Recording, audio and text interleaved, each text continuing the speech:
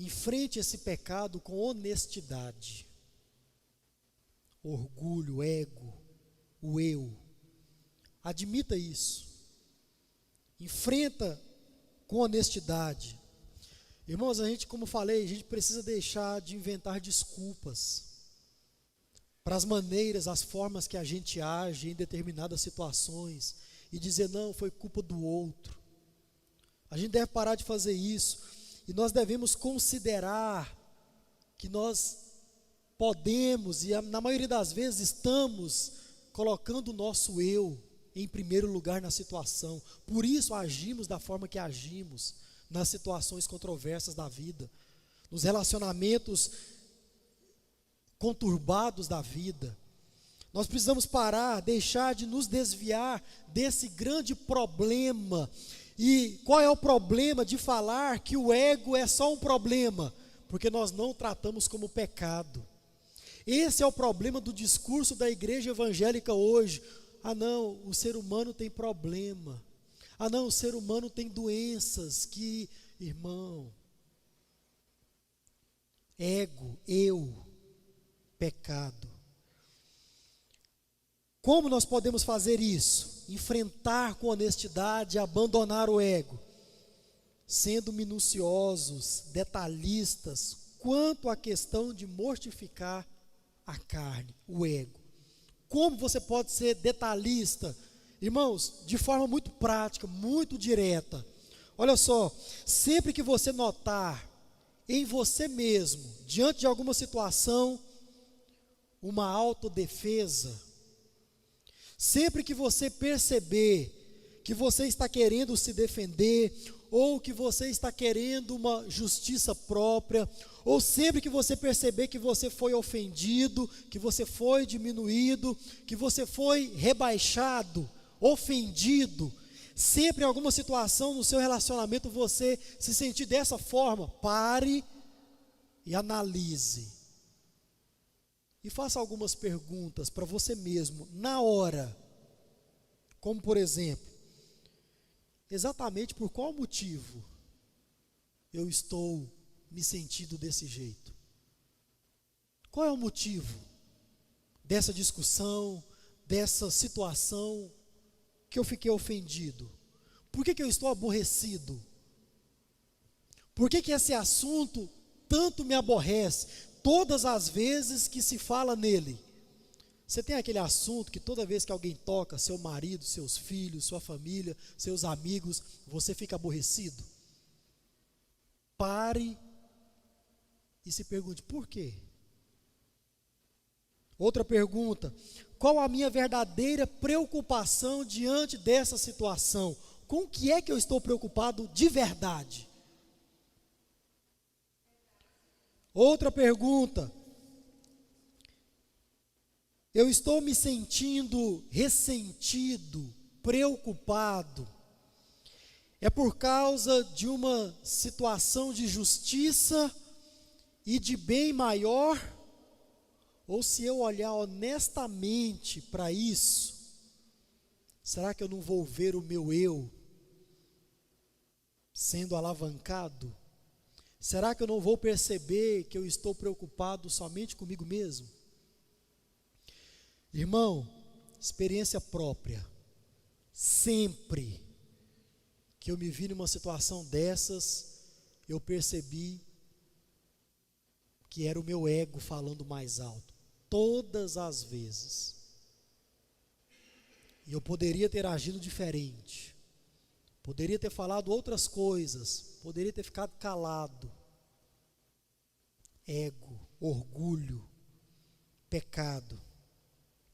Depois de várias perguntas como essa aí, quando você parar na hora, no ato ali da situação, irmão, vai ser difícil você não perceber que o seu ego está envolvido.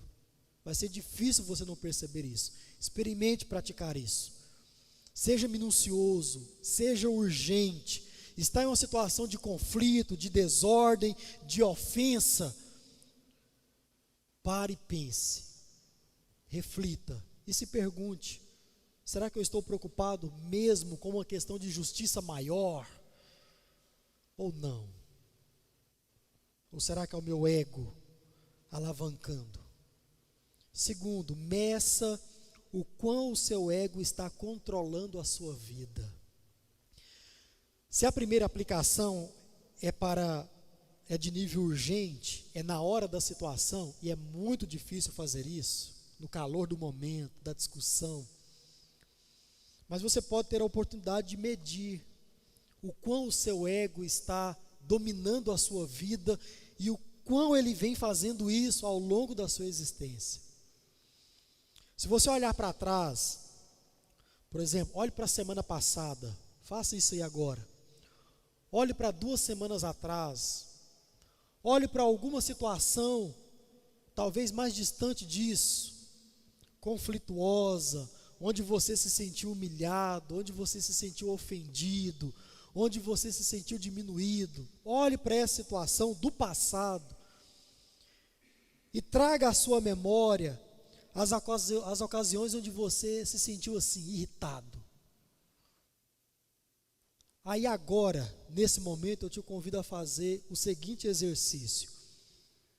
Veja se da forma que você agiu lá atrás, quando você lembra disso, você não sente vergonha do que você fez, do que você falou, da forma como você tratou o outro. Situações no passado onde você falou, disse o que queria e o que não queria, agiu da forma que queria e que não queria, e toda vez que você lembra disso, você fala, não podia ter feito uma coisa dessa. Isso, irmãos, é a forma que eu e você nós temos de medir ao longo da nossa vida o quão o ego tem dominado a nossa existência. Nós precisamos fazer isso, de tempo em tempos, parar e refletir sobre o passado e ver como nós podemos consertar isso para o futuro, como nós podemos agir diferente e por que que essa vergonha ela vem ao nosso encontro. Por que que você se sente envergonhado depois de agir da forma que agiu?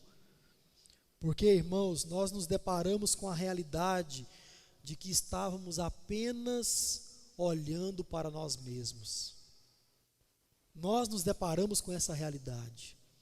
Era o meu ego que estava em jogo. Era o meu ego que tinha sido ferido, que tinha sido machucado. O sentimento não. O sentimento não. Aí talvez você pode ou possa dizer, pastor, mas você não sabe o que o irmão fez para mim. Você não sabe o que fulano fez para mim. Realmente, irmão, não sei. E sinceramente, não quero saber. De verdade. Mas olha só que coisa. Se você parar e analisar e perceber que a culpa foi mesmo da outra pessoa, porque pode acontecer, claro,